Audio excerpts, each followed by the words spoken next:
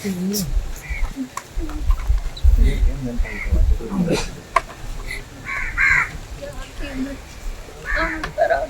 ನಗುಮುಖ ಯಾವಾಗಲೂ ಅವ್ನು ಇತ್ತೀಚೆಗಷ್ಟೇ ಒಂದು 6 ತಿಂಗಳಿಂದ ಒಂದು ಸಣ್ಣ ಆಕ್ಸಿಡೆಂಟ್ ಆಗಿ ಮುಖ ಎಲ್ಲ ಸ್ವಲ್ಪ ಫ್ರ್ಯಾಕ್ಚರ್ ಆಗಿ ಅವತ್ತು ಕೂಡ ನಾವು ಹಾಸ್ಪಿಟಲ್ಗೆ ಹೋದಾಗ ನಾವು ಅಳ್ತಿದ್ವಿ ಹೊರತು ಅವನು ಅಳ್ತೇ ಇಲ್ಲ, ಅವ್ನು ನಗ್ತಾನೇ ಇದ್ದ.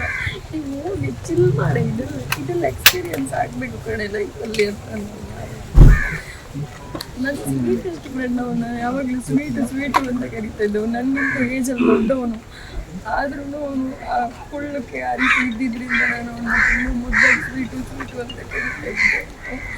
ಈಸ್ ಲೈಕ್ ಯಾರು ನಮ್ಮ ಸೆಟ್ಟಲ್ ಆಗಲಿ, ನಮ್ಮ ಕಲಾವಿದ್ರ ಯಾರಾದರೂ ಚೆನ್ನಾಗಿ ಆ್ಯಕ್ಟ್ ಮಾಡ್ತಿದ್ದಾರೆ ಅಂದರೆ ಬಂದು ಪ್ರೋತ್ಸಾಹ ಮಾಡೋಣ.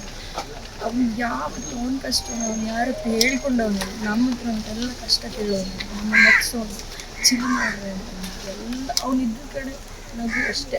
ನಗು ಬಿಟ್ಟರೆ ಬೇರೆ ಯಾವತ್ತೂ ನಾನು ಅವನ ಹತ್ತಿದ್ದು ನೋಡಿಲ್ಲ. ಅವ್ನು ಈ ಸ್ಥಿತಿಯಲ್ಲಿ ಊರಿಗೆಲ್ಲ ಕರೆಯೋನು, ಬನ್ನಿ ನಮ್ಮೂರ ಹತ್ರ ಬೀಚೆಲ್ಲ ಇದೆ, ಗಮ್ಮತ್ತು ಮಾಡುವ, ಚೆನ್ನಾಗಿರುತ್ತೆ ಅಂತ. ಬರ್ತೀನಿ ಆದರೆ ನಾವು ಯಾವತ್ತೂ ಈ ಪರಿಸ್ಥಿತಿಯಲ್ಲಿ ಬರ್ತೀವಿ ಅಂತ ಅಂದ್ಕೊಂಡಿದ್ದೀವಿ.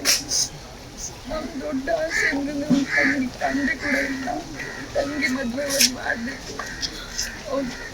ಅವ್ನು ನನಗೆ ಗೊತ್ತಿರಲಿಲ್ಲ, ಇದು ನನಗೆ ರೀಸೆಂಟಾಗಿ ಗೊತ್ತಾಗಿತ್ತು. ಅವ್ನು ವಿನ್ನಿಂಗ್ ಅಮೌಂಟ್ ಕೂಡ ನಮ್ಮ ಕಾಮಿಡಿ ನಡಿಯಲ್ಲಿ ವಿನ್ನಾದ ಅಮೌಂಟ್ ಕೂಡ ಅವನು ತಂಗಿ ಮದುವೆಗೆ ಅಂತ ಫಿಕ್ಸ್ ಡೆಪಾಸಿಟ್ ಇಟ್ಕೊಂಡಿದ್ದ. ಅವ್ನ ಫ್ಯಾಮಿಲಿಗೆ ಒಳ್ಳೆದಾಗಬೇಕು ಅಷ್ಟೇ.